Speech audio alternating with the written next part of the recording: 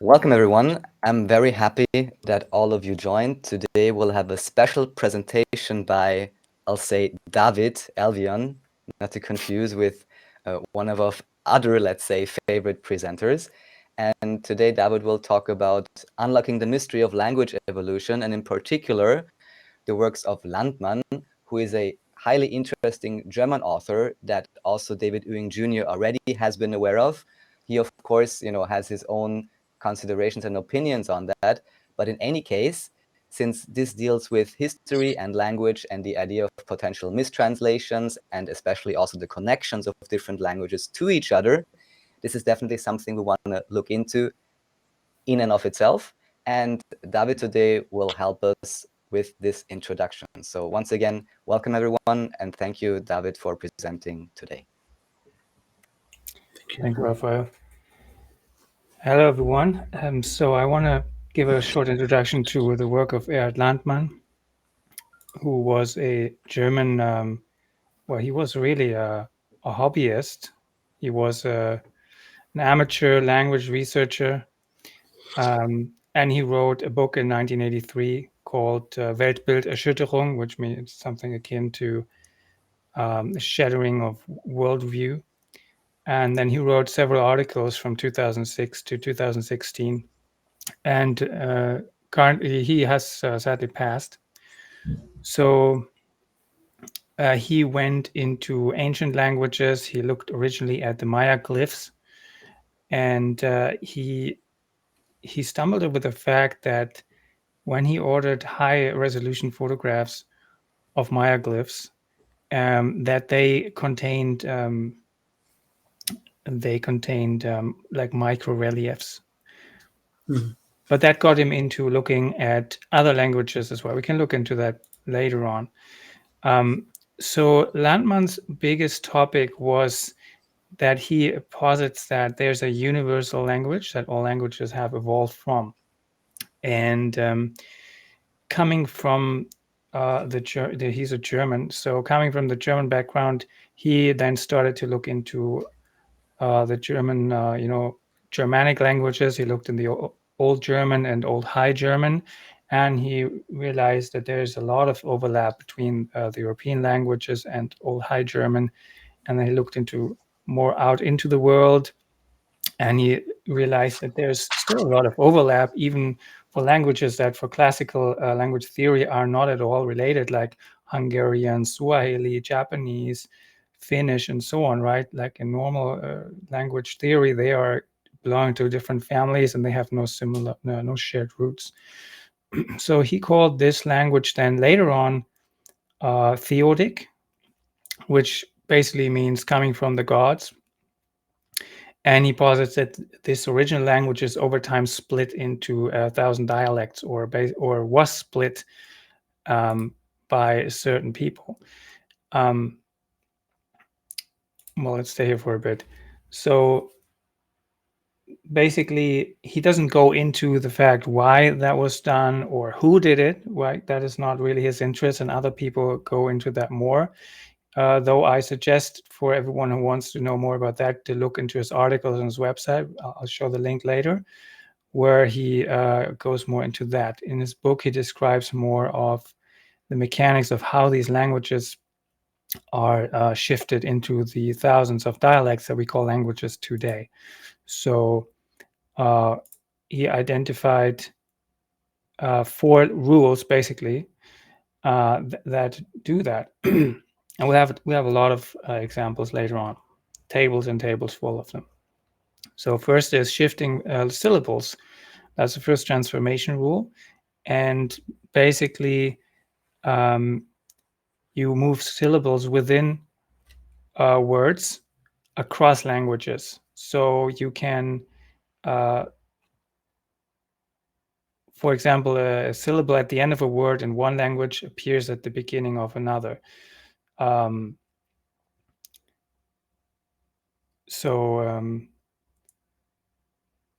Meaning, right, you have in one language, you have a double L, and maybe you don't have that in another. And there's just the 2 vowels are just beside each other.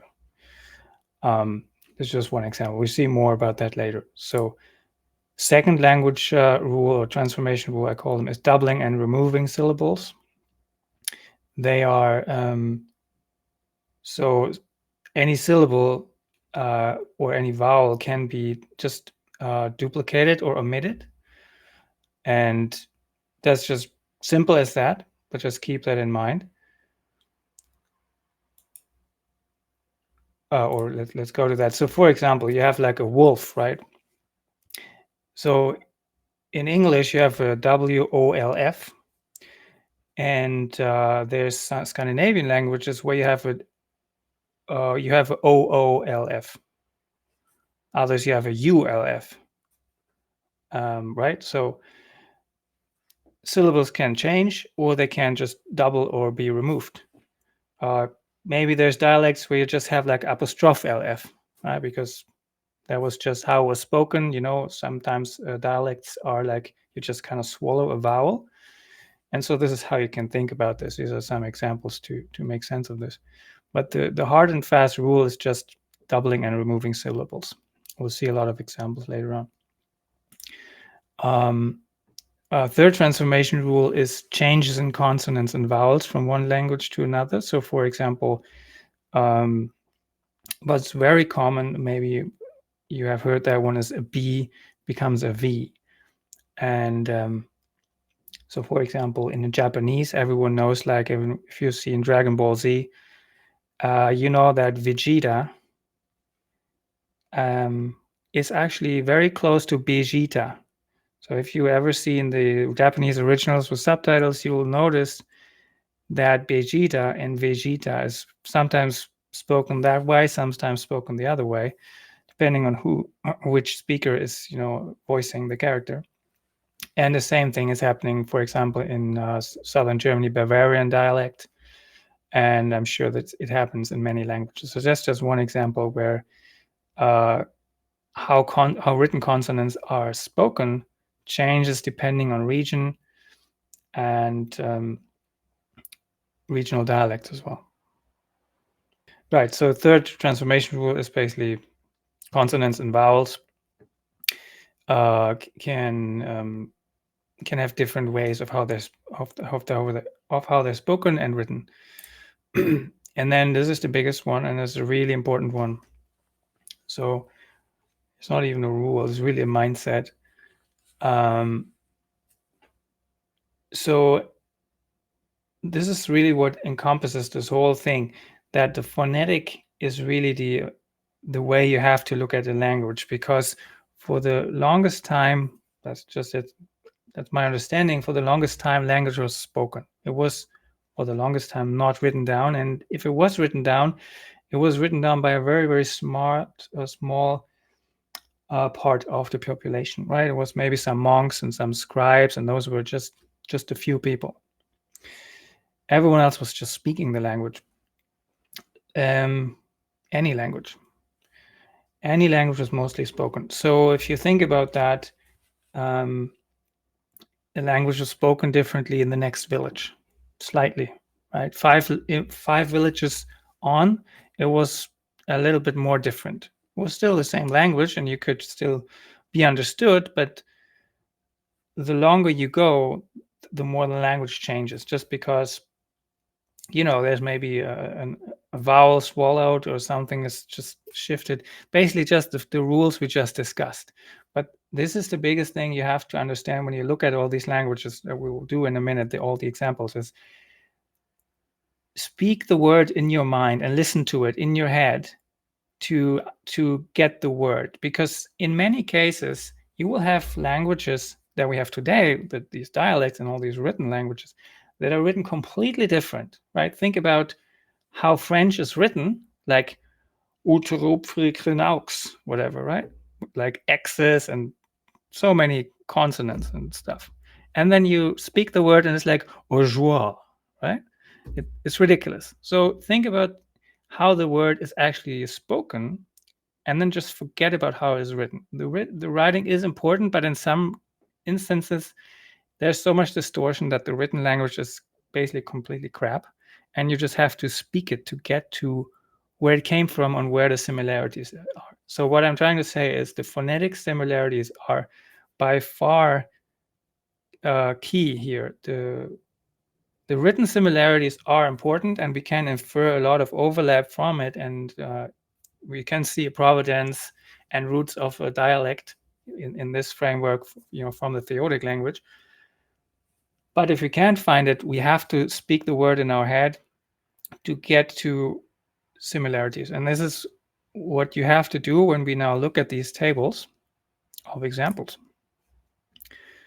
So we'll look at these languages, and we'll look at these rules that I've just gone over in these next slides. So please switch your brain to phonetic mode, like I just explained. For Landmann, we will look at, because he was German, he looked at Old High German.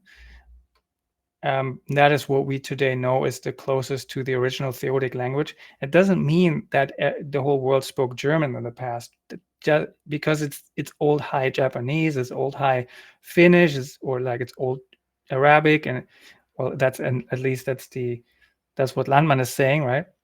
So it's not that everyone spoke German according to him. It is really just everyone spoke the same language. It's just the old language. So he called them theotic. So, all right, so we'll go over these and look at that. Oh yeah, wait, are there any specific ones that we want to look at? Because maybe we can look at two, because it's just a quick intro. Any suggestions? I mean, I would say we go for... obviously Arabic. Yes, and we can also go for Japanese. I mean, I only know the tiniest bit, but still.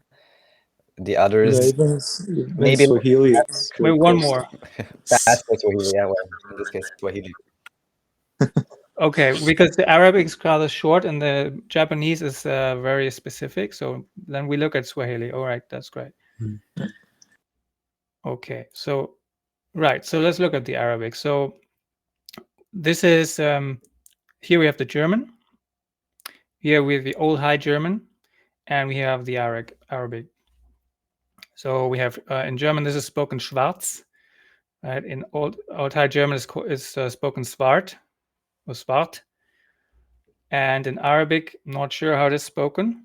Maybe come on, but I assume it's called like Aswart or something. Aswart. Brother Igor, do you know what that means? Eswid.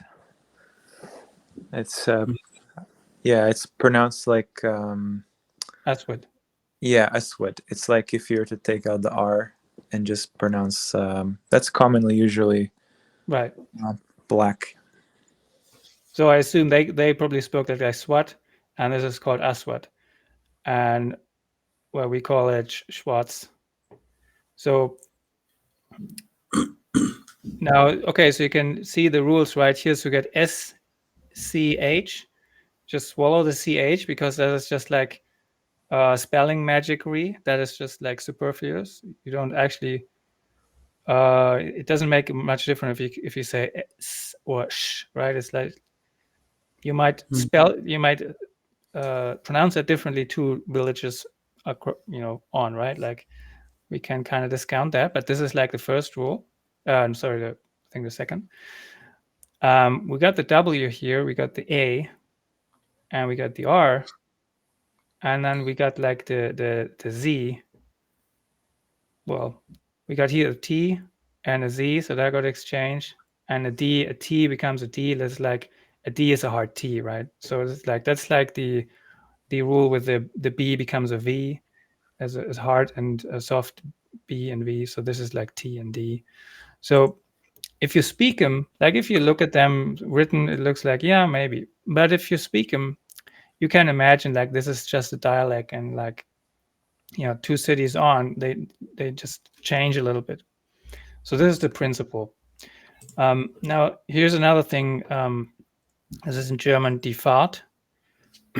It's like a travel. Sorry, this means black, of course, so because we have only German. So in English, this is black. So we say Swart and Aswat. So the second one is Fahrt, which means a travel, a voyage. And Fahrt means to drive, so it's a drive. So fahren is to drive, and Fahrt is a drive, but we would say it's a voyage, a travel, right? So in Old High German is dia fari, which means dia actually means die is like the article, and fari is Fahrt, so fahren, like driving or riding. And then safari, quite similar. Again, dia could be sia, and you just lose the I. And then you have the fari, which is quite the same. So we will see that further on, that sometimes you have an article, sometimes an article becomes like mashed in the word later on. So the article becomes part of the word, although in Old High German it was an article and it was a separate word. But later on in various languages, it just becomes part of the word. So we see that in a lot of cases. So like here we have the same thing. This is a Soldatenschar, means like a group of soldiers. So a Schar is also like a military term to describe a certain standardized size of a group of soldiers, right? A Schar is like a battalion or something, only smaller. So here the key thing is the Schar. So a Schar is implicitly about soldiers. So in Old High German, we only call it Askari, die Askari. This is the article. Skari is Schar, like the soldier group. And then in Arabic, apparently it is Askari, where you see this is the article mashed in with the word. And so on and so on, right? So that's the principle. I'm curious though, we have, oh yeah, here's an interesting one. So we have Allmächtiger, or which is a synonym for God, which means like Almighty and God, which is in German in many cases just like it's used synonymous. And Old High German we have Almahu and Almatiku, which means it's a synonym. It means Almighty and kind of something like Almightyful or something. It's like a different, let's say a different case or clause or something. But they are both saying the same thing. And then you have Allahu, which, if I understand correctly, describes the Almighty or the something to that effect. Maybe I'm not sure if you can correct me on that. Yeah, it's like if you would say, God or deity, but it's the God, the deity. That's the. But it is a descriptive term, right? Yeah, so it's like forgot. Like you don't use like everyone understands that to be the kind of supreme creator.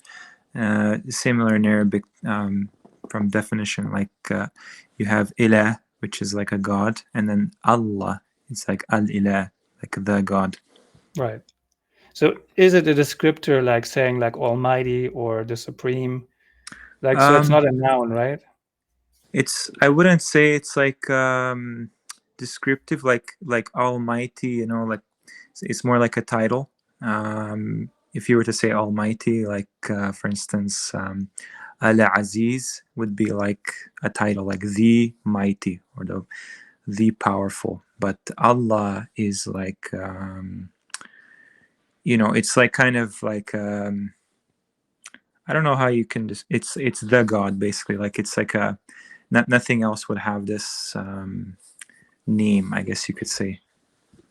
Right. Well, in any case, like in Landmann's thinking, this is indicative of coming from the same root, because in Old High German is Almahu, meaning Almighty, and Almatiku, you can even see this is very close to Allmächtiger, Almatiku, it's very close. And then in Arab, people say Allahu, where they lost the M.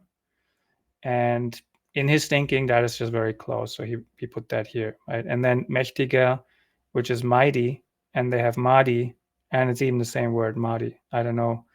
But so this is the principle, right? So this is just a small part, a few words in Arabic. And I guess the challenge is, fact check it, but do it with this phonetic mindset, though. Do it properly. Otherwise, of course, you can say, "Oh, this is completely different." Of course, it is. And we'll even see sometimes something happens. I'll just quickly go into that if people want to fact check this. Sometimes things can happen where words swap their meaning even. For example, imagine a scenario where someone like the Spanish go to the Aztecs and they're conquering the land, but at first they were nice to them. They want to learn the language. So the conquering is easier. So they ask them, hey, they point to something with their finger and then people say the word, what it is, right? So they point to a house and they say something, and they point to a woman and they say something. And they think they point to the house, but the other person might think they point to the door, or they might think they point to the sky, and they, very stupid example, they might think it's the finger, right? So of course that's a little bit exaggerated, but the point is there's a bit of a humorous scenario, but there's also just cases where you have the word for, in some language, for bird showing up as what is an Old High German sky. And it just in some other language, you have the same word, but it means no longer sky. Let's just take, for example, in Old High German, you have sky, and then in Swahili, the same word suddenly means bird, right? I'm not saying that's the case. We will see that later, but that's something that also one has to be aware of. I have looked at Old High German dictionaries, and even comparing them with modern German, you see that. So that even happens with modern German. Sometimes things are just mixed up and jumbled up for some reason. So that will probably something that you encounter more when you look at languages around the world. So just be aware of that. All right, so then we'll look at Japanese. So this is an example out of the Nihongi, which is a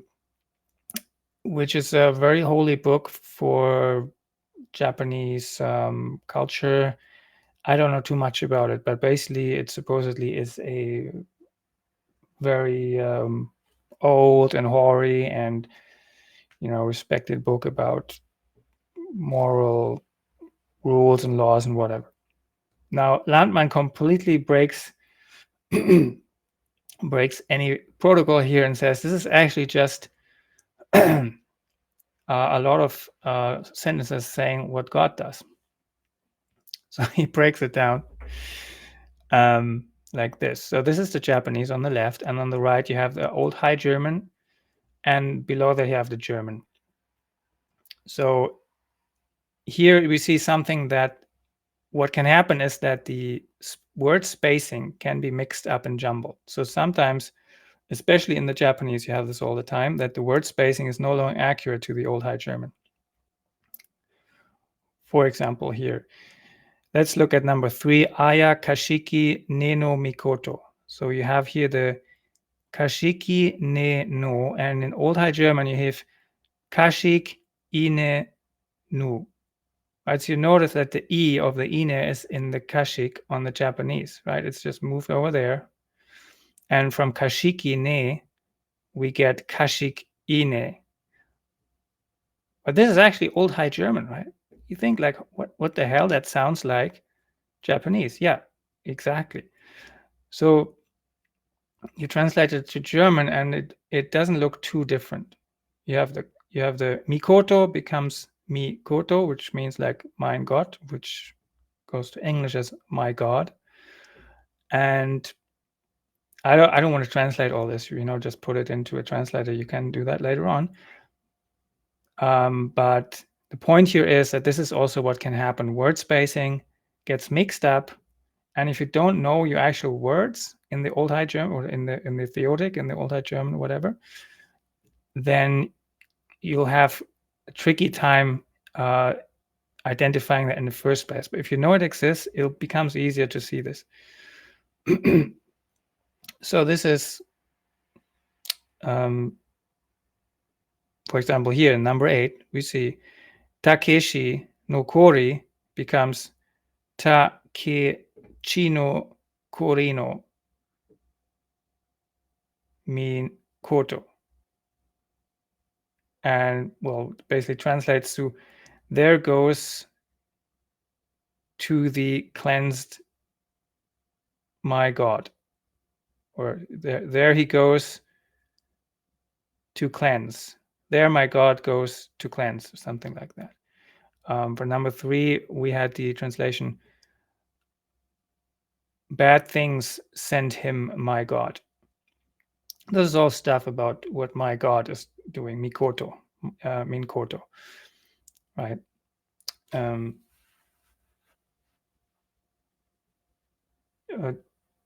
All right, so let's look at Swahili. See where we have that.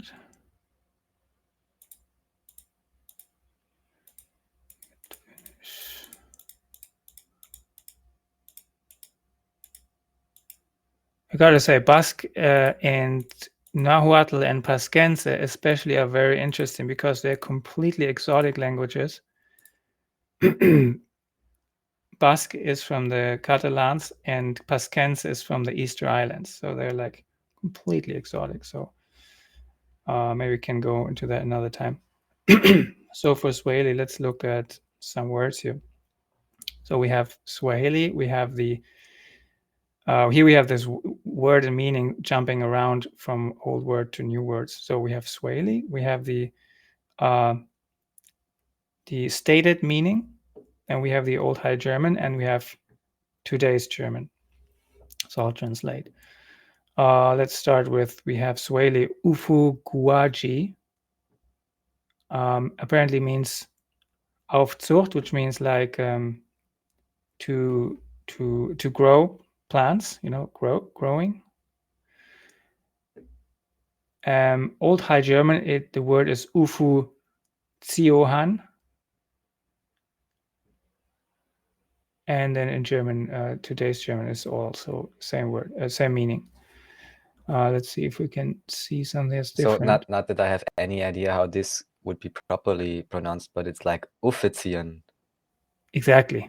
So it is. It's just to pronounce it and this is a way that actually in certain Austrian dialects or German people would actually say it more or less Uffizien, Exactly. or however. It is German dialects today. It's like Hessisch or Lower Saxony. They would look at this, they would laugh, but like, well, we talk like this. And they would exactly understand. This is just a funny thing.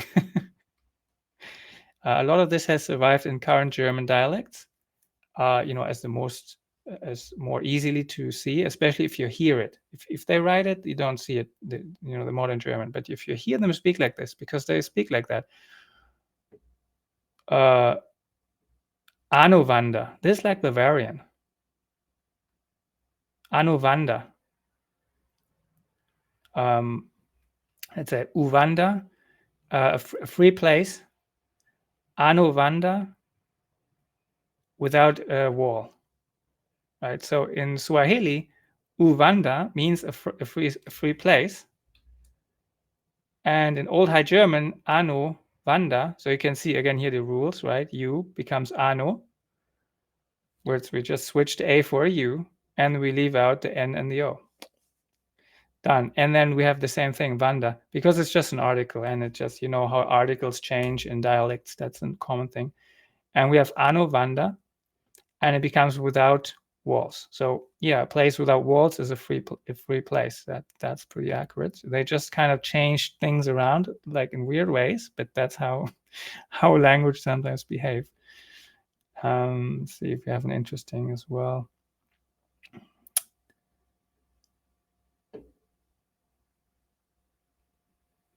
Let's see. Oh yeah, here, I think this is yeah, this one is good. So we have here Shida, and the meaning is this is a threat or a misery or something uncomfortable. And then in Old High German is Schado, and this means Schaden in current German, which means it's damages. So it's literally, if you sue for damages, that's Schadenersatz. So Schaden is a damage. In Old High German is Schado.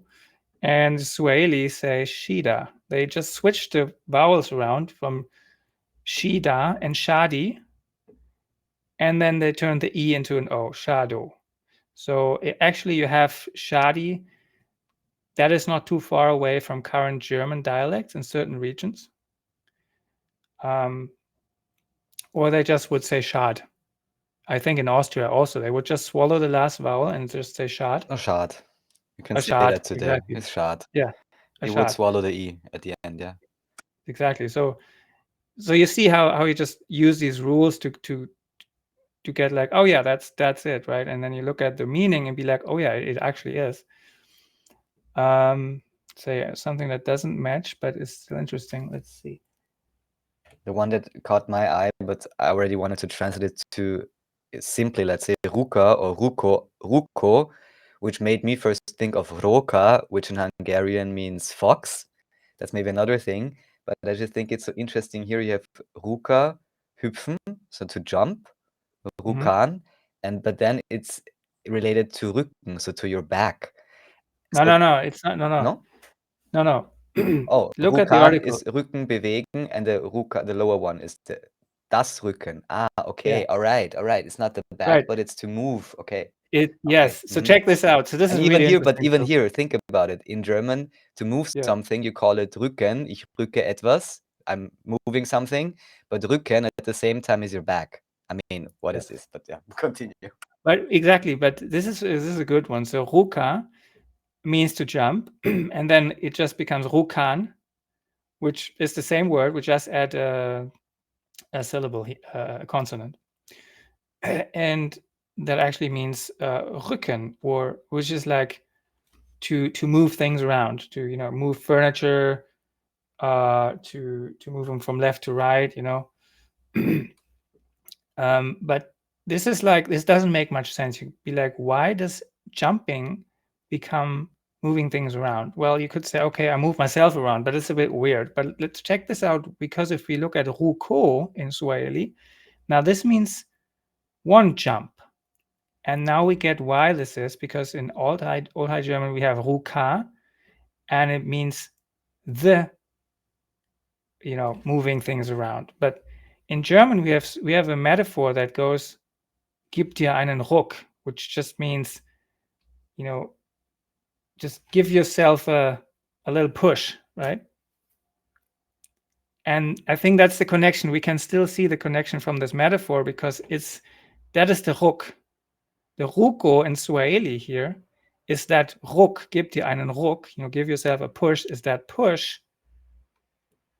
And Ruka, das Rücken, means the pushing, basically. So sometimes it gets a bit tricky, because you have to be aware of metaphors and kind of the flowery language that is used in the modern dialect to kind of sometimes understand this. But yeah, this is a great example. So it doesn't have anything with the back, I think. It just means the Ruck that you give yourself or other people. You give the closet a Ruck, you give the closet a push, or you give yourself a push, and that means then that's the Ruka, the Ruko, right? Mm-hmm.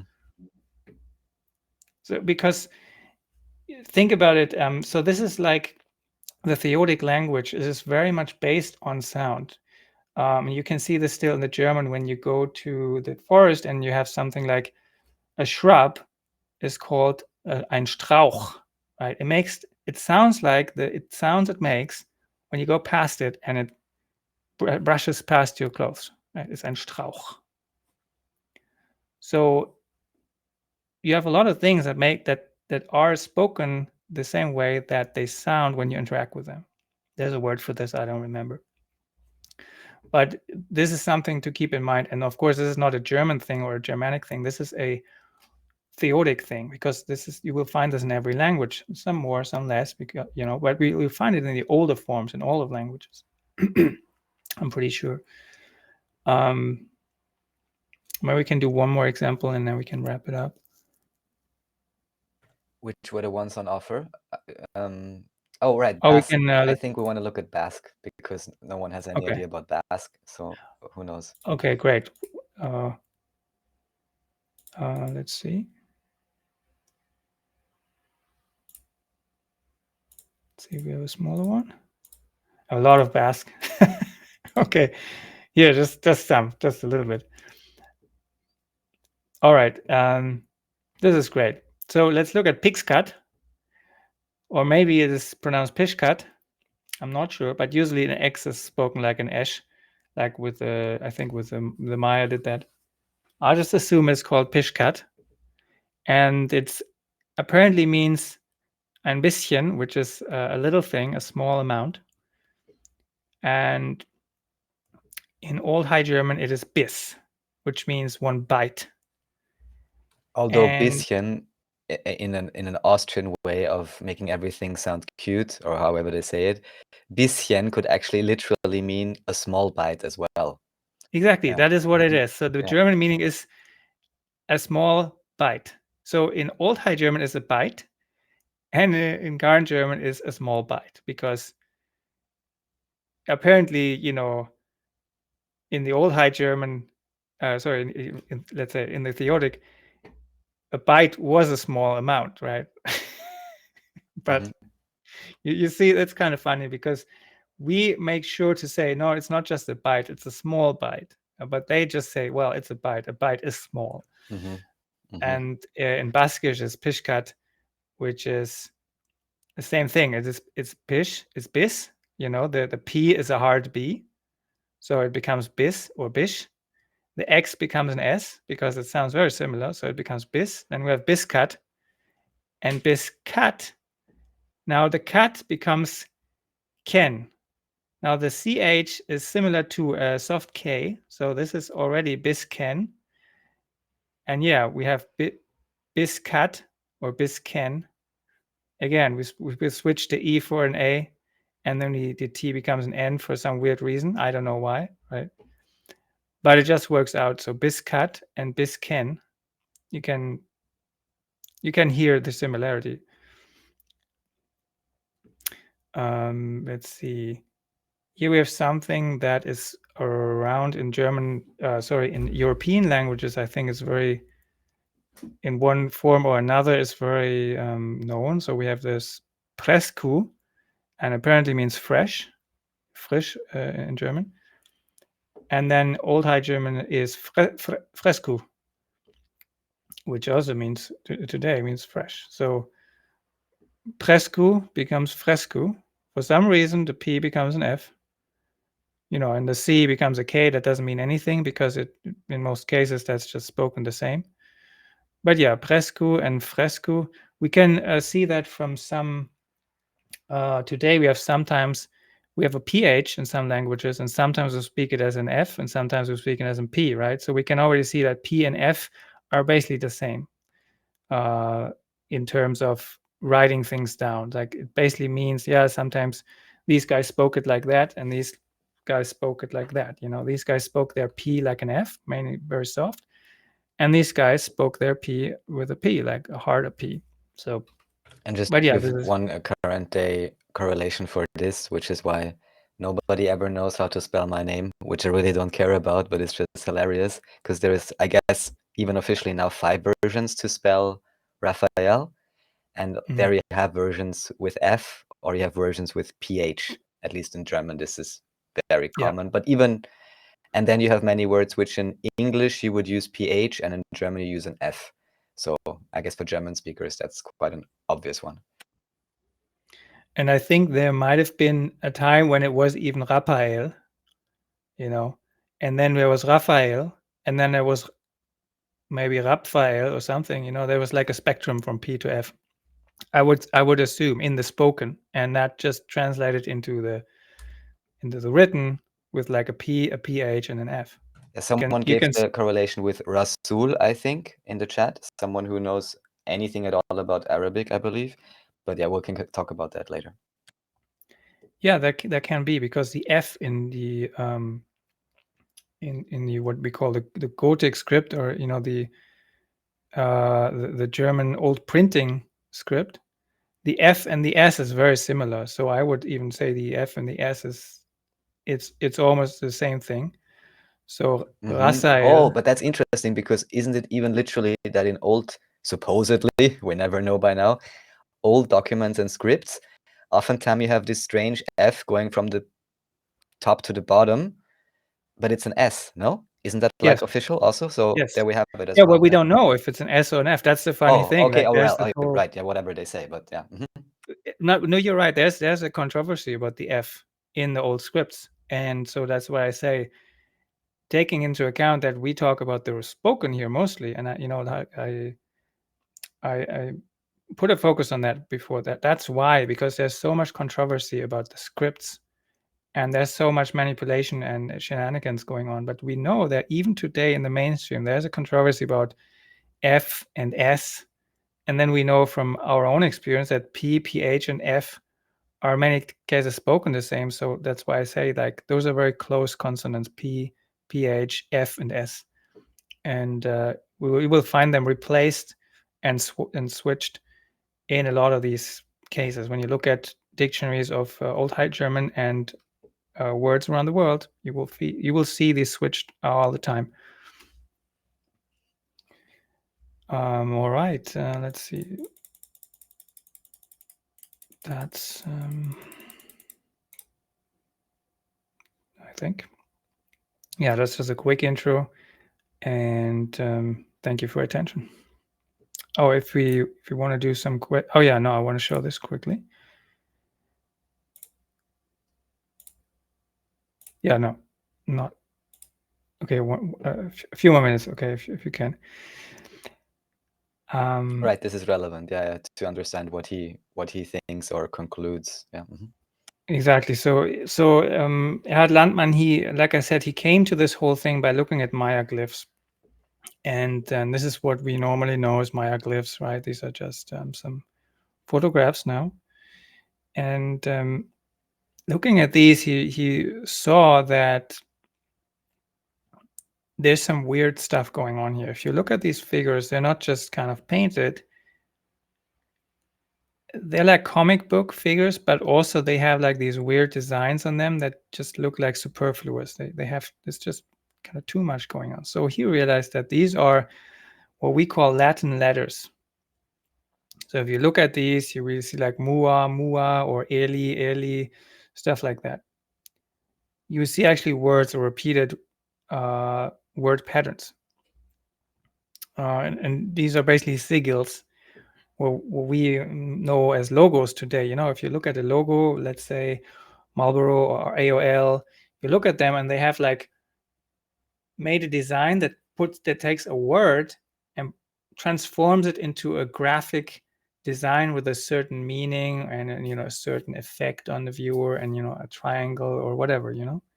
But it basically incorporates a written word into an image design. So he discovered that this is what these are. These sigils are basically words transformed into a visual design to have, to have another dimension of meaning, and they have color on them and so on. Right? These are not originally not black and white. So now, if you look at these figures here, they are more complex. So you have actually a figure that is transporting a meaning, but then the figure is made out of letters. So it's a similar concept like you've seen these ASCII graphics where you have like a naked woman made out of L's and M's and K's or something, right? You know, this is like internet lore. Right, this ASCII, this text-based, basically exactly. how you can make, yes. literally how you can make images from text, usually in console display or something. Yeah. Exactly. So this is like how you can imagine this. This is like the ancient version of a text-based image, right? This is what it is. And he also saw like reliefs, not just Mayan, but all over the place. And he looked at high resolution images, and he then saw, again, you look at this and you see a EOS P, you know, I'm not sure if you can see this, but if you look at this, you see actual letters. It looks like there's like this noodle soup called like a letter soup or alphabet soup, right? If you look at this image here on the right, that looks like alphabet soup. And that's not an accident, because it is alphabet soup. But also it is a relief as a much greater design, and it depicts some kind of story, some gods or whatever. But if you zoom in, you get alphabet soup. And he saw this and he was just blown away by that. You see a lot more images in his book. You can check that out. So of course his ideas are controversial and not widely accepted, obviously. And so, I just invite everyone to check this out for yourself. Look into it if you're interested in language. I think it is very, very interesting, to say the least. Everyone has to decide for themselves, of course, what they get out of it, but I think it is worth looking into. And to summarize, his thesis is, from one spoken language, he calls it theotic language, came a lot of written languages that are basically dialects, and that can be traced back or forth based on basically 3 rules. I think his work is valuable and intriguing, and it's compelling to look into for anyone interested in languages and alternative history. Now, here's where you can get his books. So his website is, you can see that here, elifonaut.q32.de. You find all of his articles in German, and some of his articles are translated to English. His book, unfortunately, is not translated to English, but you can find all the tables that were in this presentation in his book, but the book is in German. Yeah, if we want to have some questions or not, I don't know if we have time for that, but in any case, thank you for your attention. Thank you very much, David. That was great. And what I'd say now, so this concludes the presentation part, let's say. Yeah, I'll send it to I you. just wanted to say, sorry, David, that was very interesting because it's nice to see it like in the format you presented. I think that it's very interesting, the rules that that Mr. Landmann put forth for language. I just wanted to ask, I'm just kind of curious, like, does he have any maybe hypothesis when the languages diverged? I'm just wondering, because you're mentioning that they're dialects of this original one. Like, what, I don't know, maybe you personally have some other ideas, but I think it's kind of interesting to think that we can trace this language to one back in history. When did they, like, maybe some idea of when they became incomprehensible somehow?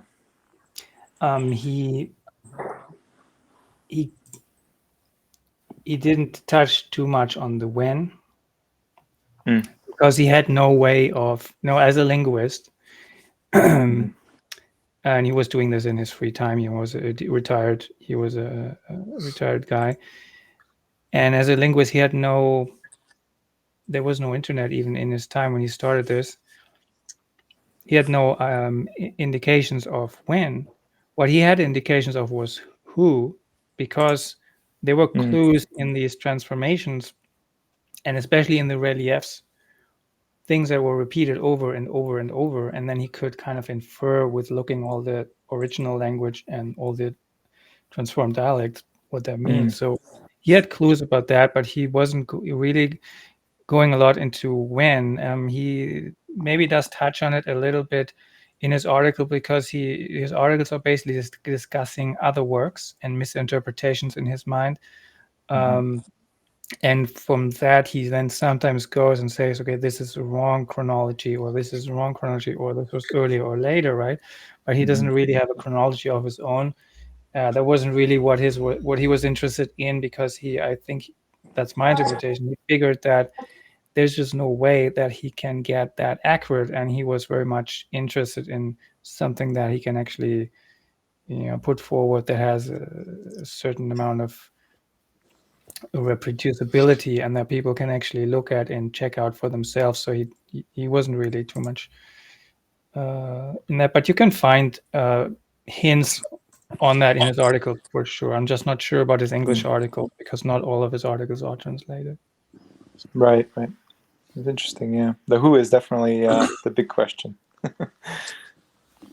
Well, the who is, he goes into that in his article. So he he first saw that in the reliefs there's a lot of L, or you find the EL and the LE. Mhm. So L and Li. Right. And well, we know the L from other places, of course, and the Li we know them too. So we know the L lo him, right? Now, as we know, according to Landmann, is Elihim is the same thing because we just switched the vowel. So Elihim in Old High German is just the him of the Li, which the him is the heim and the heim is the home. So basically, the Elihim is either is the Li from home or the home of the Li.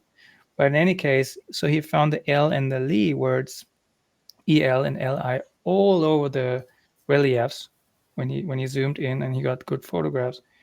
So that's what he basically is saying. This is their languages, and they came here at some point, and they gave us their language. This kind of goes into the whole ancient aliens thing, but he is not he's not prescriptive in that. He's just saying that's just what I found. I don't necessarily can 100% say, but then in his articles he develops this theory that there is these Li guys, and they came from the planet OT or OD, and so on and so on. But he keeps it in the realm of who can know for sure, but definitely we can find a lot of things that points to these guys, wherever they came from and why. That's more on the speculative side. We definitely find their traces. So in his mind, that it's likely that it was their language and they brought it here because that's what he finds. So Imran, you said you wanted to bring something up or something that you talked about with David? Yeah, I sent it. Yeah, like this. This is examples of Rabbi names that aren't Rabbis at all. In order not to always have to write them twice, I write them in the way that they should be read. I'll leave the translations to you. So, so if you look at the third one, Rabbi Joseph, I don't know, how would you get spaceship from that? Like, is this from an article from him? yeah, this is from one of his articles.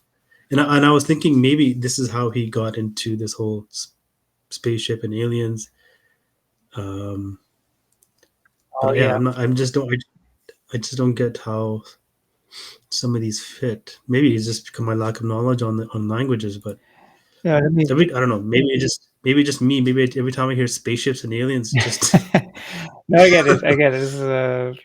This is not comfortable to seeing a bunch of syllables and someone saying these are aliens in spaceship. I get it. So I was very much. I really didn't like Landmann until I got a old High German actual dictionary in my hand, and I was reading that for a week straight and was reading and reading. I'm like, oh my God, what is happening? I'm just looking for that. But can you pull up that image again, and we can go through that? Well, so just where are we gonna? Okay, let's see. Hell, Sif.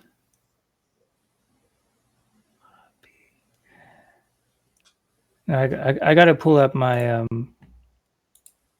my dictionary. Also, here. I don't think, we could, but there's no need, let's say, to put you on a spot with this now. But thank you, Imran, for bringing it up. Also, I looked briefly at some of the articles, and of course, we can definitely, I definitely should differentiate between what can we glean and verify, or at least correlate with whatever scripts and language and phonetics we have. And then obviously there is this part of the whole whatever alien thing, which is obviously speculative. Yeah. Although I would have to say that in too many fields and research, some alien aspect, whatever this means exactly, I don't know, repeatedly comes up. So let's also not completely discount that idea, however, then he or whatever he is interpreting into it. There's a few brief things I would like to mention, if that's okay with you, just how I even came to know about all of this. So by now, I'm actually assuming, I'm not sure, David, what you're saying, but that Mario Praz may have actually been inspired by this work. Yes. Igor, maybe kindly mute yourself when you're not talking, because I think there's a slight feedback. Thank you. So I think he was actually inspired by that, but I don't think he ever referenced him, did he? In the presentation. I don't think he did, but I know he's the only person in the German-speaking space that ever brought this material into the public in video form and presentations, but sadly he did not cite his source, which so to be perfectly clear, anyone who's into this topic for a few years and who speaks German, just for explanation for both of you, most likely will be like, oh, Mario Praz, I saw this like 5-10 years ago. I also saw it. And for me, it was pretty good conditioning in a sense, also when not just now David, but even before David came along with Firaun, Pharaoh, and I don't know what else, it was much easier for me to swallow because already I had seen Mario Praz. I'll link the presentation. Maybe, who knows?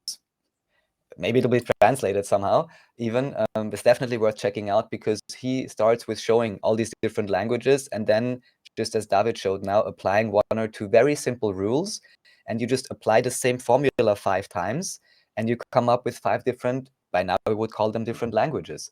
And so there is, or at least it seems as if there is a logic to that. And then of course we'd have to ask why. Is it because all of these languages are invented and forged? Even if they are, could they be based on some variant of a common original language, maybe just because it's easier to get people to learn it, or just because that's the only base they had? Because one of the things that repeatedly comes up for me, not sure if I mentioned it last time, Imran, is this Tolkien idea. You know, Tolkien, I don't know much about him. But even though I recently had heard this, I think, David, you spoke about this. We have to talk more about Tolkien at some point. But I just want to bring out the quote where he says, you know, the evil force cannot invent anything new. And I don't know if that's true, but that's a really relevant assumption to have a heuristic and a hypothesis, because then at least we could say, even though there's all these lies and forgeries and so on, there is some base story behind it. Just like David has shown in presentations with, what is it, Sheba, the Queen of Sheba, and who else is actually a variant of this and that story, and it's all just copied 100 times. Or the story of, you know, the sun god, Jesus story, Mithra story, copied 100 times. Probably 99 of them are invented. 3 are somewhat have a real basis, yeah. And the real truth is maybe something, you know, in between all of them, with a lot of it left out and changed in the process. You know, I'm just making this up right here, but I think you see what I want to say. And then what you mentioned, which is incredibly important, which we are conditioned out of, is to have this symbolic type of approach, to be able to listen to something and see, is it similar? This is something very intuitive and I think very standard, let's say, for everyone, but to really get taught out of it, and then we're like, oh, but what is it? How is it spelled exactly? Oh, it's something completely different. Well, is it really? And so I think that approach is very, very helpful. And then, of course, there's open questions. Where did the theotic language come from? When and how exactly were also these old High German dictionaries, when were they created? What are they based on? You know, again, we have to check, you know, for any alterations and so on. Yes, but overall, I guess it just shows, whatever it means exactly, that the languages, although they appear so different, may be much more related than we are led to assume in school, at least, let's say. Yeah, so that's the basic ideas I want to share about that. I'm just looking at the dictionary here of the Old High German, and I'm realizing to verify this article, I need to be able to speak both languages that are used in this article, because otherwise I can't hear them in my head. And I can hear the German and I can hear the Old German, but I can't hear the whatever it is, Hebrew or Arabic. I don't know what it is. I can see some words there like Isaac or Seth, and I can try to find the phonetic equivalent, right, in the dictionary, but that is more like, that's a longer thing to do, like would take me half an hour or something. But Isaac, just if I think about the German, for example, would sound like a sack. I'm not saying that's what it is, but this is like the process. Like you go through, you go through in your head through the words, you sound them out, and you go like, what could this be? And then you have this weird thing where, for example, he has this article where he calls like a Viracocha or something, which I think Nahuatl or something, and it's a spaceship apparently, or the gods came down in the Viracocha. Now, Old High German, that's a fire. I was about to say it's the Feuerkutsche, or what? The Exactly, fire it's a wagon, or the fire chariot. Yeah. a fire chariot. So in German, you like Feuerkutsche. Oh yeah, I know what he's saying, right? So Raffael is grinning, but then you need that kind of knowledge of both, or of all the used languages, to be able to hear it in your head. So then it just goes click. Oh yeah, that's that word. And because the problem is, it's not just that you have to hear the words, but you have to you have to hear the transformation of the words, and the cut version where like they swallowed a vowel or they swallowed half of it, right? Like I showed you the word. So it becomes really difficult. It's like if you imagine you go into like let's say the language that you're most familiar with. Now you go to where the language is spoken, and you go the most remote mountain village where they basically talk like right, and you just really have to know the language to just barely understand them. And this is the level of knowledge that you have of a language, basically, to really be able to say, I get it. Now Landmann apparently had that level for some languages, not obviously not all of them, but for some. So he did that what he did, but I cannot verify that for this language because I just have no idea. I can only do it for German, and I can go through these tables and kind of explain the approach. But that's why it's really good if someone wants to go into Landmann's world and check if they know the language they want to check, and ideally, ideally really German, or if the old version of that language, if they have dictionaries available, and then they can do that too, to have the sound in their ear. That's ideal. So if the mother tongue and another language, and they can get a dictionary of the old version, that's really helpful, so they can get the slightly different sound in the head. Mm-hmm. So was he? I think Brother Igor, he was using classical Arabic for the Arabic that he used in the presentation. That was classical Arabic, because I know that wasn't Quranic Arabic, right? I'm not sure actually. Because I tried looking up. I think what was it? You said black was aswad or sawad. Yeah, And that was Arabic, meaning not Quranic Arabic. So yeah, it's very it's hard to understand, because when David Ewan Jr. talks about that that they invented classical Arabic, and then now when you look at something like this, they're like, wait a minute, that whole language is made up. So how is this based on something that we think that is made up?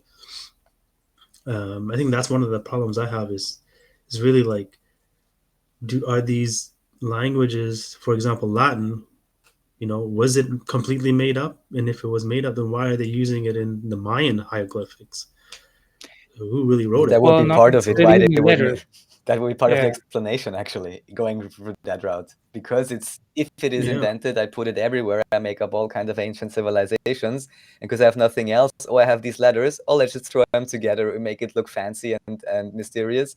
And from what I understand, David showed me one example. David showed the example from the Mayas. Apparently, it's similar with the Celtic runes or something. That supposedly, apparently, the real original inscriptions or carvings they found may not exactly look as fancy as the reconstructions and paintings and CGIs we are presented with. They may actually be surprisingly simple, if they don't mean anything at all. And then through overlays and so on, I mean, anyone who knows about NASA knows how this process goes. And after a few Photoshop sessions and so on, you have something very fancy, which may be far removed from whatever the original data may have been. It's tricky because we can't really make a lot of assumption when we jump into this ocean of what's not a fake and Exactly. who and why. It's really tricky. Like we can look at everything and we can find overlap and correlations, or we can say, okay, this feels more distant from that but closer to this, but it still doesn't tell us. It's more like looking at metadata, but we can't really see, like you say, like, well, who did what and why. That's really hard to say just by looking at this, right? Yeah, it seems like if they were to create completely fabricated languages for some kind of process, Yeah, that's kind of like a chicken and egg situation where, okay, is this one of those, and they just use the same template? Because I'm thinking like there's a lot of correspondences, a lot of different, I guess you'd call them maybe alternative linguists have used. Like for example, there was this one guy, Hungarian guy, I think his name was Attila Flink, and he was finding how the Australian Aborigines apparently speak a type of Magyar. And he was saying that Magyar, or Hungarian, is actually the base language for all the other ones. And then you look just at flamenco. very briefly, sorry to interrupt you, but Yeah. this is one great thing about all of this, that now with the modern nationalism, because I'm half Hungarian, so I know some of those stories, everyone is always claiming my language is the original one, when most likely it's something in between all of them. But of course, now this is super being pushed by everyone, and it's so encouraged because it allows for nationalism and factionalism, which, Yeah, flamenco has the same idea. Like, he would do a lot of these similar type of syllable shifts, vowel shifts, consonant shifts when he's looking at the history of Europe to somehow connect it to some old Russian language or old Slavic language. And I think there's a lot of validity there, but at the end of the day, it's kind of, it's like the puzzle with like millions of pieces, and where they fit is anyone's guess, really. Yeah, I think, like for example, I can tell you, for instance, Sanskrit, which apparently is completely made up, in the history about it is made up. It has a lot of similarities with Serbian, even that's spoken today. And nobody really speaks Sanskrit anymore, but you can find like charts comparing dozens of words, and they're almost identical. It's just like Brother David was saying, how it's the phonetic aspect of it, where like a dialect, there's a kind of different way of saying things, but pretty much there's some wiggle room in the same word. And it's amazing, like even with Turkish and a lot of different like examples of languages, you can see like where nationalism started to have its effect. Like, as in pre-Ataturk Turkey, the language is so different. The spellings were different. A lot of vocabulary was added, and you have to wonder, like, how recent are these changes? Maybe like it seems like a lot of European languages are just completely unintelligible from a modern speaker's perspective. It's like you're talking 100, 200 years. And also I should add too, I think you had an interesting point when you said that the history of humanity has shown that people were mainly illiterate, and only a certain class of people had the literacy and the ability to write things down. But I question that as well, because so much of our world is a big lie, right? I mean, how do we know if they didn't have a completely different script or form of written or other form of communication that's just we don't have today? It could have been very recently that people were put into a state of illiteracy, and poverty does that. But I can imagine at some point in the past there could have been some utopias or some civilizations that were very advanced, and I would imagine that the standard of living would be way better than ours. A lot of people would probably have literacy in a language or script that we don't have any knowledge of or understand. But maybe these languages are written down, and it just doesn't work with our alphabets today. It's an interesting food for thought, but I just want to mention that.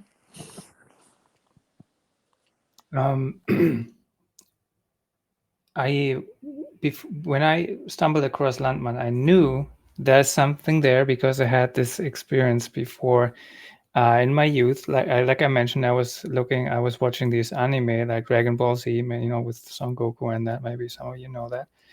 And I was watching it in the Japanese original with English subtitles, and sometimes I would think like, this sounds like Bavarian, because I was in the south of Germany just right next to Bavaria. So I had the dialect in my ear, and I was flabbergasted because, sometimes a word or two, or even three words after another, like half a sentence, would sound like Bavarian, like thick, like some mountain village, like thick. You couldn't understand if it was German, and there were like these Japanese characters like, jabbering on, sounding like Bavarians, like with the lederhosen. It was ridiculous. So I thought it was going crazy.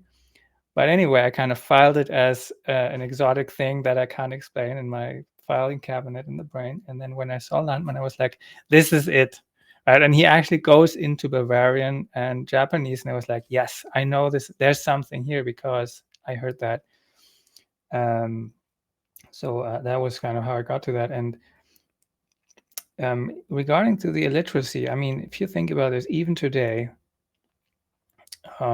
most people cannot write and read. Right? If you us, yeah, we do, right? And we care. We correct our typos, but most people don't do that. Look at the internet right now. It's a chore to write. People would rather just speak. You look at the videos, they're auto-transcripted. No one writes if they don't have to. They rather speak, even us. We usually type in a Telegram group, but we enjoy the free flow of thoughts and exchange of ideas when we can speak, because this is actually how it is designed to be. It's higher bandwidth overall. It's higher bandwidth, and maybe telepathy would be even more comfortable and natural, but not to us, because we're not conditioned to be telepathic right now. We do it intuitively, right? But that's our normal mode of operation of exchange. So writing is a hindrance for us. And I would say, even if I imagine we were in some kind of utopia, we wouldn't probably be writing more. We'd be talking more and maybe doing more telepathy. I think writing is always a chore. That's just my assumption, right? But just for me, myself, I think writing is always more a chore than intuition, telepathy, or talking.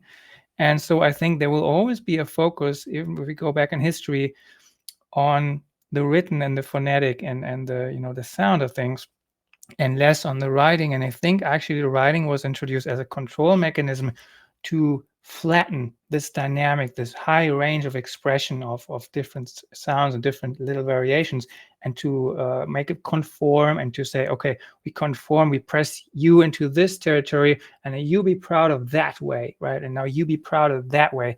So I think it's a part of the divide and conquer scheme, and it's not at all a natural development, because natural would be, this village talks like that, and the next village talks a little bit different, and they're proud of that, but they're not that proud because they know they walk 100 meters and it sounds a little bit different, and that's fine, right? But like this centralization of the form and the sound, I think this is really not an organic thing. I think it's part of a bigger scheme to control thoughts and minds in a larger trajectory, because it's just, when I look out in my experience, I just don't see it. So I would question that. Yeah, we have so many recent examples of individuals or whole groups not being allowed to speak their language in school, being forced to learn a different language. I mean, the more now I'm watching all these mainstream documentaries, but in almost every kind of country had some kind of a dictatorship. The natives weren't allowed to speak or express themselves. If we just compound that over 150 years, I mean, anything could happen. And there was one other point I had about the language, which I just lost, but I'll come back to it. I was going to mention one thing.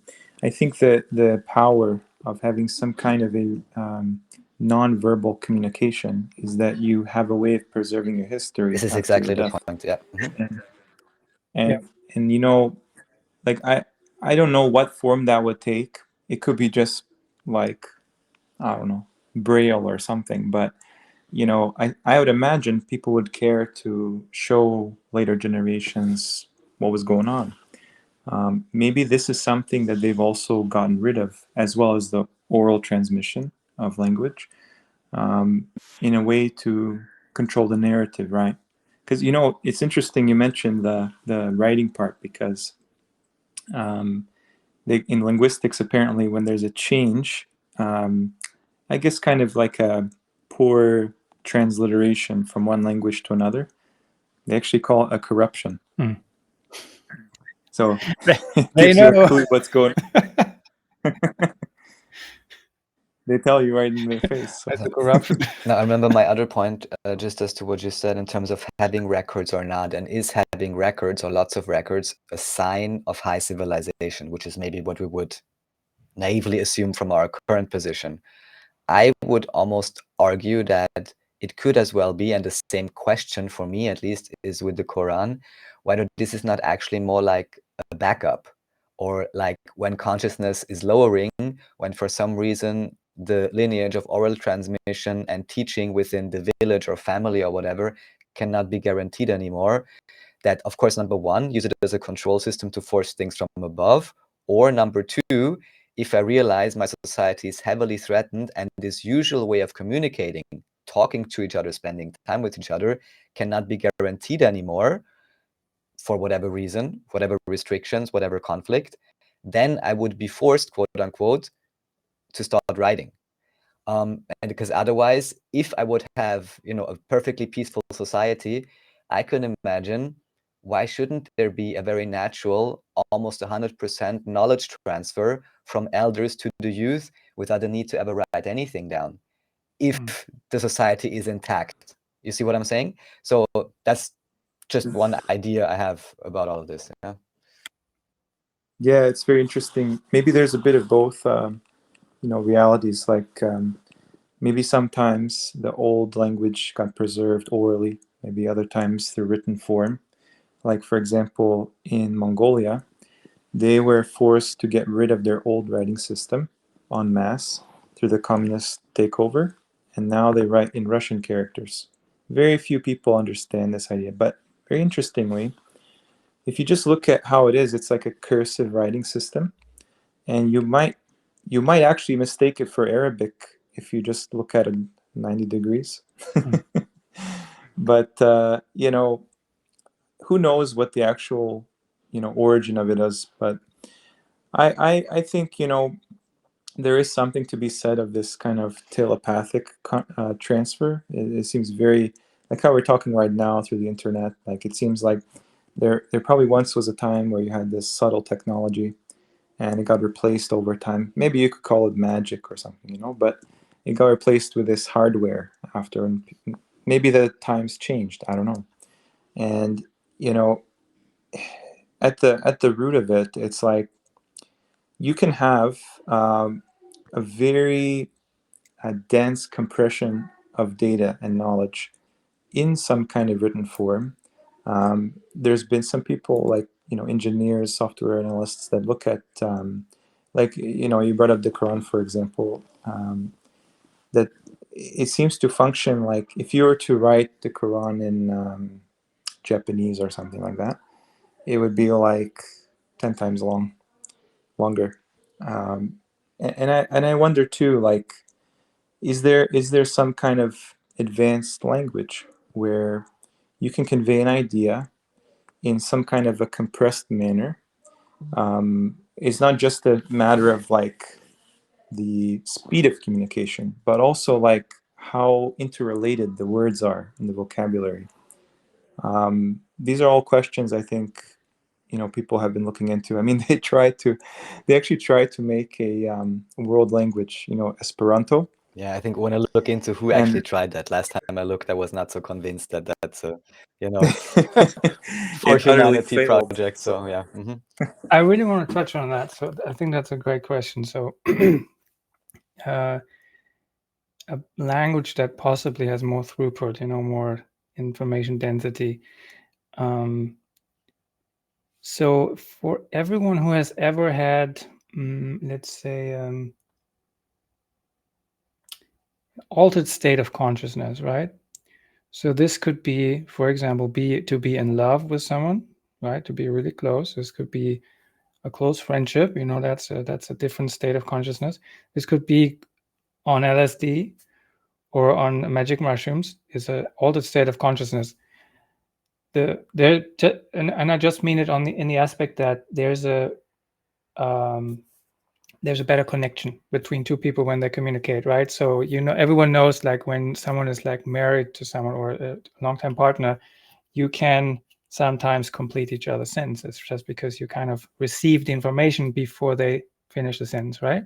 That's the same thing. So just to say, this is not about LSD, right? This is just a general human quality that just happens. It's a function of the closeness of two people. So in psychedelic-induced types of alternate states of consciousness, what can happen is you have certain thoughts, and they're really complex and very simple, and you write them down, and it's like a sentence with 3 words, and it makes perfect sense, and you come back, and you're back in this mind of threat, anxiety, worldly problems, and you look at that and you go like, that doesn't make any sense, right? That doesn't make sense. And same thing it's like same thing happened with a dream. You try to write down the dream, and you look at it the next day, and you go like, that doesn't make any sense. What did I write, right? Right? You write it right after you wake up, and you look at it the next day, and you go like, what is this? So same thing happens when you have a conversation on psychedelics. Sometimes you just use very few words, and you use very simple concepts, or complex concepts compressed into simple words, because you basically have this, imagine like an iceberg, and you just talk about the tip, but you implicitly know what is the rest of the iceberg, because you kind of send it telepathically, or this is how it feels like. You basically just say one word, and the other person just laughs, right? Because he got the joke, because you communicate that concept in some way directly, but you just gave him the little symbol. Like if you click on a symbol on your desktop computer, there's just a little image, right? But behind that, what happens is a whole thing happens. Like you need 10 engineers to build that thing, right? But you just click that image, and you show it some other purpose person the image, and they know, oh yeah, that program, I know that program, right? So same thing happens. So and I think it's with not only language, about the data, but about the ability to decode or decompress, which can vary on so many factors individually. Yeah. Mm-hmm. And so that depends on the mindset you are in, and your state of consciousness. And so if you talk about utopia, right? Now it could happen that they wrote things down and we just don't notice, because it's just arrangement of trees, right? Yeah, we can see it. we just felled all the trees. We just didn't see them. Maybe they were forests because they were really smart, right? We're really dumb. Not saying we are, not saying they were, right? It's just a scenario, right? But you can see what I'm saying. Like, we don't necessarily are in the same mindset as the people who wrote things down, that we expect them to be in the same mindset as us. And so we're so smart, like we have this understanding of history, like we're the pinnacle of the development. Therefore we have to be able to decode everything obviously automatically. Maybe that's not the case. And maybe it's like we're like the guy looking at his notes from the dream after, and in the next day, and would just can't make sense of it, right? It doesn't make sense. Yeah, I agree with you. I think the further you go back, they seem to be way more advanced, more sophisticated, more alien. I don't know. But definitely hard to relate to. Maybe at the core of it, right? We still have the human soul, the human kind of connection, right? I think it's important to humanize the ancestors as much as possible, or else you'll fall in the trap of becoming a nationalist or something like that. But I think, yeah, as time goes on, you get a copy of a copy of a copy of the progenitors of humanity, and that's what it seems like. Every generation, there's knowledge lost. There's some kind of a degrading going on. Maybe there's something to this evolutionary process. It's just backwards. It's just devolution in a way. Maybe people were taller. Maybe people were more numerous than us. Definitely more advanced, it seems like. And that is really confronting if you're trying to control people like cattle. Because how are you going to tell them, we are not the epitome of strength and resourcefulness and everything? If you control them, you can only tell them one thing. You can only tell them they're always the best right now. And it's kind of hilarious that even today, and I'm not deliberately choosing any examples, but even today we would have supposedly, let's call it governments or societies, where from the outside we would look there and be like, oh, there is such an obvious dictatorship, and look what they're telling them. And then if you kind of look at what is what almost needs to be the stance of any state or any power structure, is just exactly what you said. And if they would come around and saying, oh, maybe 200 years it was a lot different and many things a lot better, that wouldn't come off so well and probably wouldn't generate the support that is required, which anyhow appears to be crumbling, at least from what I can perceive. But yeah, don't want to be in their shoes. So for the archaics video I mentioned earlier, the archaics for beginners, it touches on some of these things. So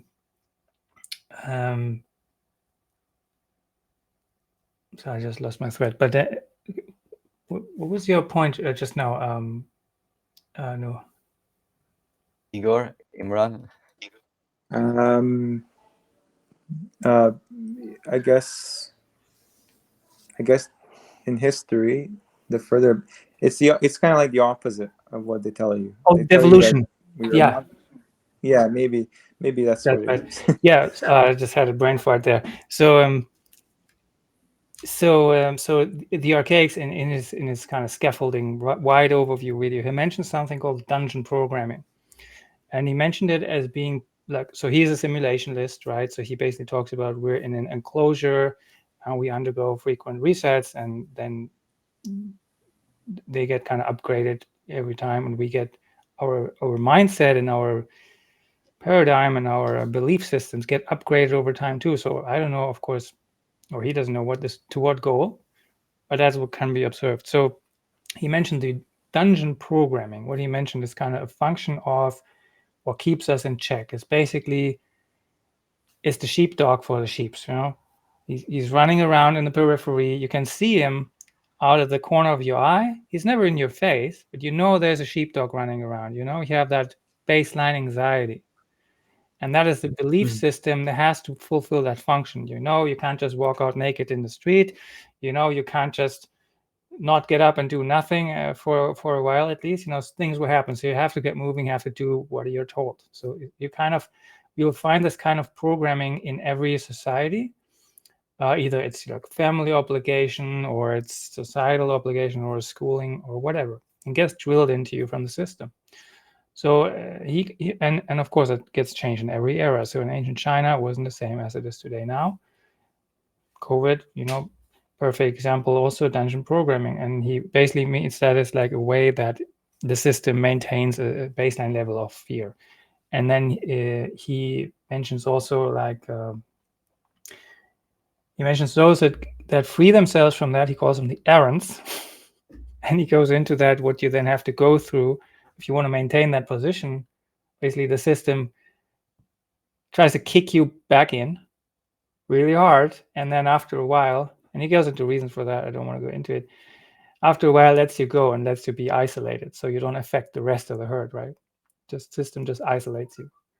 You know, that's like a YouTube of people who have like 3 followers or 100 or 1,000, but they would have more because the stuff is explosive, but the system just isolates you away, right?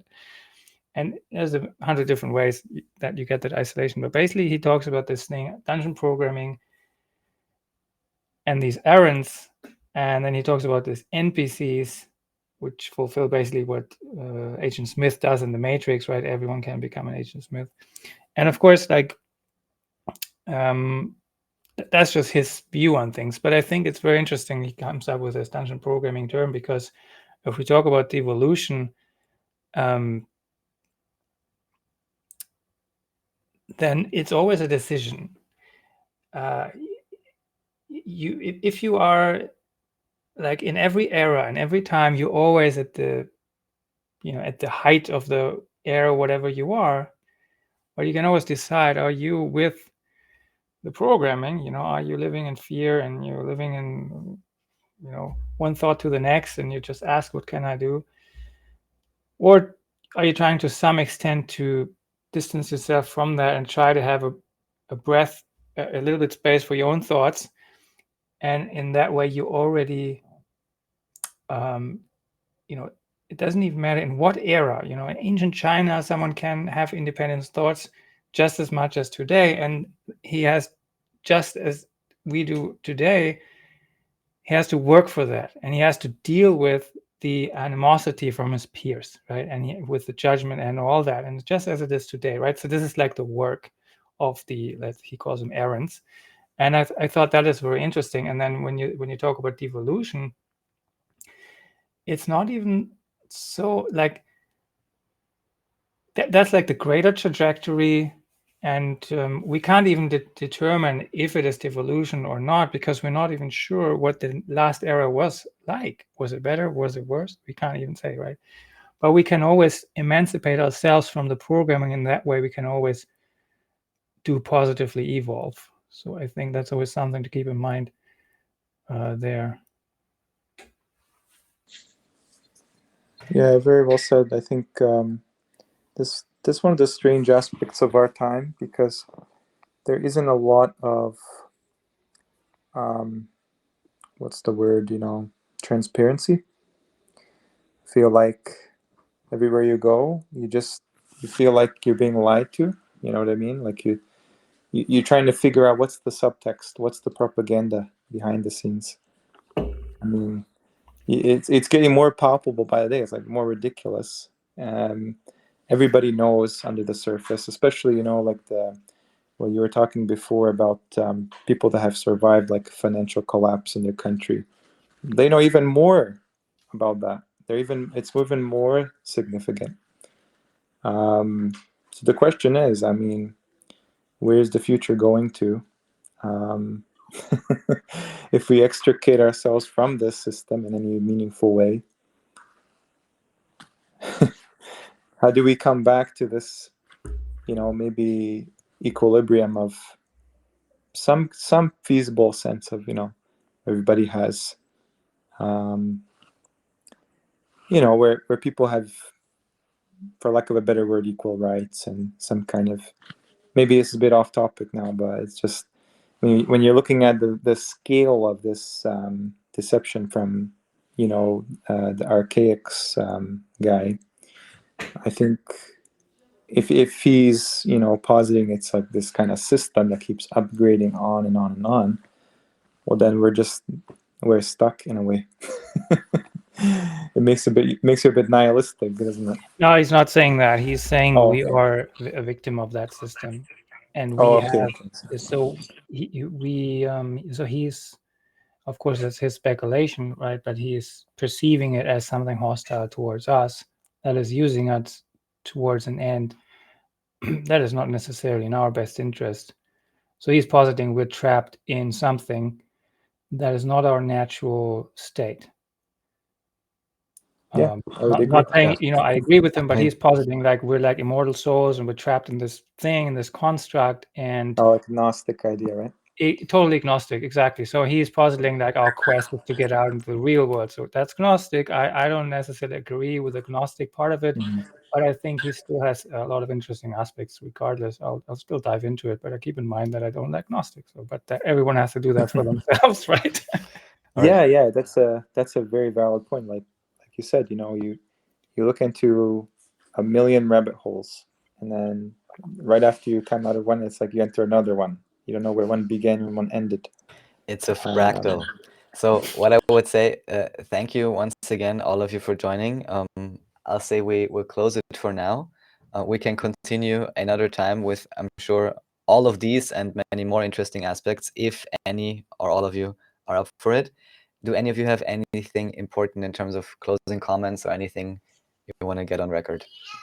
Now's the chance. I just wanted to kind of apologize for not kind of putting in more to the discussion, because this language bit of it is way over my head, especially when it comes to like German and Swahili. Yeah, no clue. But yeah, thank you very much for David Elvion for showing us that presentation. It was good. And thank you again, Raffael, for inviting us. And we'll definitely see you on the next one. I have something on my mind that I really wanted to say really short, that I heard from Michael Tessarion, that he mentions that a lot of native peoples around the world, and this is in regards to the devolution that you mentioned, he says a lot of native people around the world are basically saying we're not the latest and greatest model of our peoples. Our ancestors were much more advanced, and something happened. So, that's the catastrophism aspect. That would explain the ancestor worship in some way. Huh? Exactly. So Yeah, yeah. and that's another deep, you Yeah. know, that there's many different rabbit holes, but that's another way to look at it, that there's a lot of tribes out there and they're honest about it. They don't go like, we're the best, we have this big ego. They're like, no, we're just doing our thing here. Well, we know our ancestors, they were like, you know, huge physically Like, and literally, yeah.